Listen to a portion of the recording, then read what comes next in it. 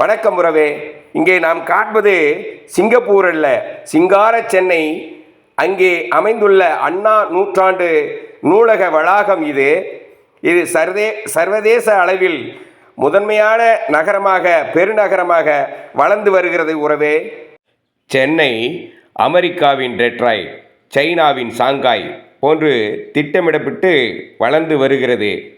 உலகின் 3வது பெரிய பொருளாதார மையமாக வளர்ந்து வருகிறது. வாழ்க்கை தரத்தில் சிங்கார சென்னை 2.0 மூலம் சிங்கப்பூர் போன்ற தூய்மையான நிலையான வளர்ச்சியை நோக்கி நகர்கிறது. AI டீப் டெக் துறையில் உலக நாடுகளுடன் போட்டியிடுகிறது. டேட்டா சென்டரில் மும்பைக்கு அடுத்தது சென்னை 2வது இடத்தை பெறுகிறது.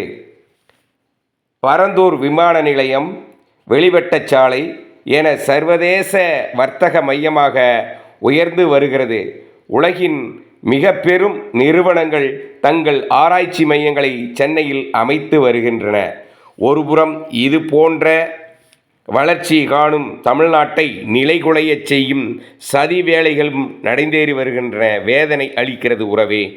அறிவியல் வளர்ச்சியில் உச்சம் தொடும் நிலையில் சீனாவுக்கு போட்டியிடும் அளவிற்கு இருக்கும்போது அதற்கு நேர்மாறான அறிவியலை பின்னுக்கு தள்ளும் வேலையும் நடக்கிறது.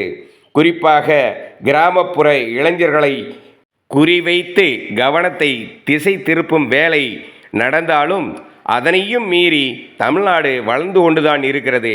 இதோ இந்த கடல் அலைகள் அதனை கையசைத்து உண்மை என கூறுகிறது.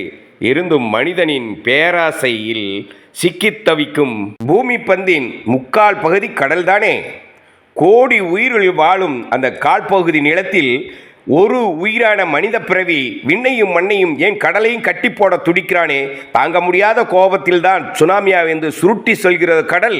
வெக்கைக்கு ஆறுதலாய் உலகின் 2வது நீளமான மெரினா கடற்கரை மக்களுக்கு மிகப்பெரிய இளைப்பாறுதல் தருகிறது.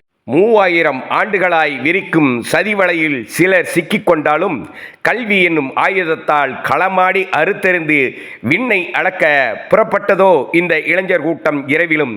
கிராமத்து தலைவர்களே, கைகொடுங்கள் நீங்களும். நன்றி, வணக்கம். அரங்க பெருமாள்.